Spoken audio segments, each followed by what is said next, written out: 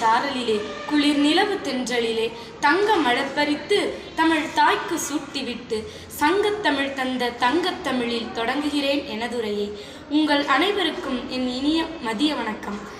இன்று உங்கள் முன்னால் நேரத்தின் முக்கியத்துவத்தை பற்றி நான் பேச வந்துள்ளேன். நேரத்தை வீணாக்கும் போது கடிகாரத்தை பார், அதில் ஓடுவது முள்ளல்ல, அதுதான் உன் வாழ்க்கை. நேரம் என்பது ஒரு நதி போல, அது ஒரு முறை ஓடிவிட்டால் திரும்ப பெற முடியாது. நாம் ஒவ்வொரு நொடியையும் சரியாக பயன்படுத்த வேண்டும். நேரத்தை வீணாக்குவது என்பது நம் வாழ்க்கையின் பொன்னான வாய்ப்புகளை இழப்பதற்கு சமம். இன்றைய வேலைகளை நாளை என்று தள்ளி போடுவதால் உன் வெற்றிக்கான நேரம் இருமடங்காக தள்ளி போகிறது என்பதை உணர்ந்து கொள். பணத்தை ஊதாரித்தனமாக செலவு செய்பவனுக்கு கூட கொஞ்சம் நஷ்டம்தான். ஆனால் நேரத்தை ஊதாரித்தனமாக செலவு செய்பவனுக்கு வாழ்க்கையே நஷ்டம். நேரத்தின் முக்கியத்துவத்தை உணர்ந்து நேரத்தை திட்டமிட்டு செலவழிப்பவரே வாழ்க்கையின் உயர்ந்த நிலையை அடைவர்.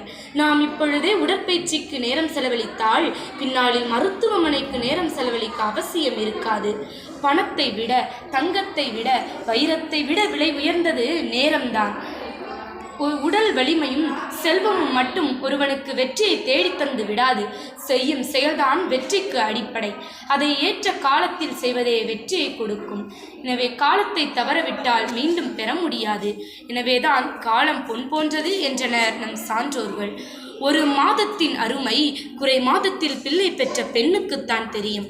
ஒரு நாளினுடைய அருமை ஒரு நாள் தாமதமாக சென்றதால் அரசு பதவியை பறிகொடுத்தவருக்குத்தான் தெரியும். ஒரு மணியின் அருமை தேர்வு எழுதும் ஒவ்வொரு மாணவர்களுக்கும் தான் தெரியும். ஒரு நிமிடத்தின் அருமை ஒரு நிமிடம் தாமதமாக சென்றதால் பேருந்தை விட்டவருக்குத்தான் தெரியும். ஒரு வினாடியின் அருமை ஒரு வினாடி கண்ணையர்ந்ததால் கையையோ காலையோ இழந்தவருக்குத்தான் தெரியும். நமக்கு தெரியாது அது எத்தனை கோடின்னு. எனவே நேரத்தின் அருமையை முழுமையாக புரிந்து கொள்வோம். கடிகாரத்தின் டிக்டிக் ஒலி இருக்கும் வரைதான் நம் இதயத்தின் லப்டப் ஒலி என்பதை மறந்து விடாதீர்கள். சோம்பேறி இன்று செய்ய வேண்டியதை நாளை செய்வான். சராசரி வாழ்க்கை வாழ்பவன் இன்று செய்ய வேண்டியதை இன்றே செய்வான். புத்திசாலி இன்று செய்ய வேண்டியதை நேற்றே முடித்திருப்பான். இதில் நாம் யார் என சிந்திப்போம்.